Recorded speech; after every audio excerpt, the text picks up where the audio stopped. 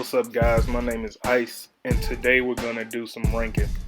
I decided that I'd take a look at all the winners of the NBA Rookie of the Year award since I was born and see who lived up to the hype and who couldn't maintain the pressure. I'm also going to see if these players deserve their accolades or not. Criteria for this list is how impactful they stayed to their team, the rookie stats against others in their draft class, and how they were able to sustain their rookie numbers for the remainder of their career. We have 25 players to get through, so I'm going to break this up in a couple different videos. I look forward to the hate comments. Let's get started with the worst of the bunch.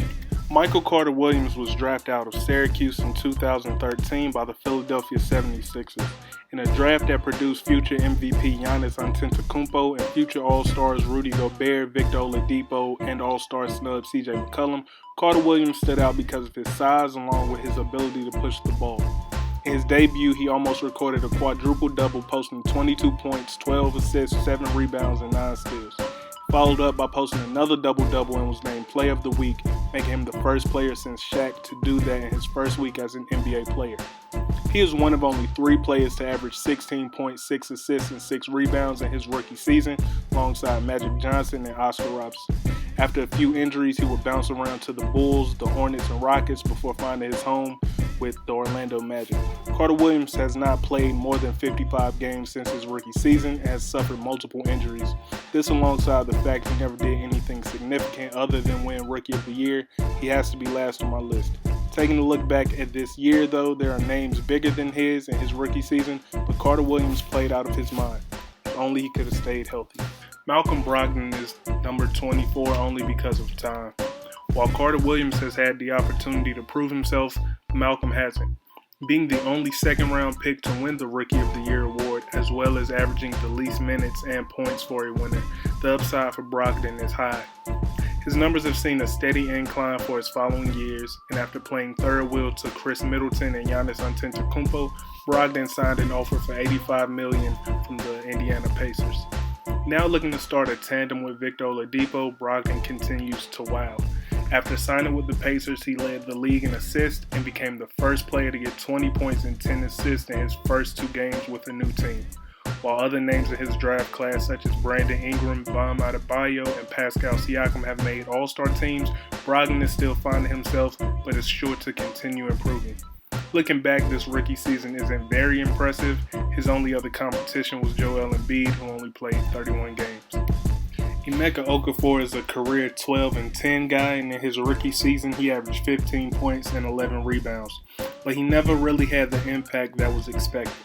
After winning the NCAA championship at UConn and being the second pick by the Charlotte Bobcats, he was expected to help lead the struggling franchise to success. He was able to beat out first pick Dwight Howard, as well as his former college teammate and roommate Ben Gordon for Rookie of the Year, although it should have gone to Gordon, who won 6th Man of the Year in his rookie season, making him the only player to do so. He would become the face of the franchise after his rookie season, but then he put on some weight that caused him trouble when trying to rehabilitate an ankle injury. He was eventually traded to the New Orleans Hornets and then the Washington Wizards. Okafor was plagued with injuries and never had the chance to get back to his rookie form, but stayed a very important role player the rest of his career. Tyreke Evans was a force to be reckoned with dating back to his high school days, and it seemed like all the hype was to be justified after his incredible rookie season. In his rookie season, it seemed his nicknames Too Easy and Wreak Havoc were apropos. Averaging 20 points, 5 rebounds, and 6 assists, he was looking better than future MVPs Steph Curry and James Harden. Unfortunately, Wreak was another player bitten by the injury bug. His numbers floated around 15 points and 5 assists for the next few years, not living up to those rookie numbers, and he looked to be another bust until being signed by Memphis, the same place where he dominated in college basketball, and he seemed to be reinvigorated. Averaging 19 points, the most since his rookie year. In 2018, he signed with the Pacers, looking to be a great piece for the team before being banned for violating the NBA's drug policy. Although his story hasn't been completed, with his ban not being lifted until 2021, injuries and Father Time not being on his side, it's safe to say getting back to his rookie form won't be too easy. Number 21, Damon Stoudemire, had a tough hill to climb his whole life. The 5'10" Portland native never let his height get in his way. After finishing his senior season at Arizona, he was the first ever draft pick for the Toronto Raptors. That year, he would set the rookie record for three-pointers in a season and averaging 19 points and 9 assists. In the years following for the Toronto Raptors, he continued to post impressive numbers, but was eventually traded to Portland, his hometown team. He saw an extreme dip in his numbers going from 19-8 to 12-6.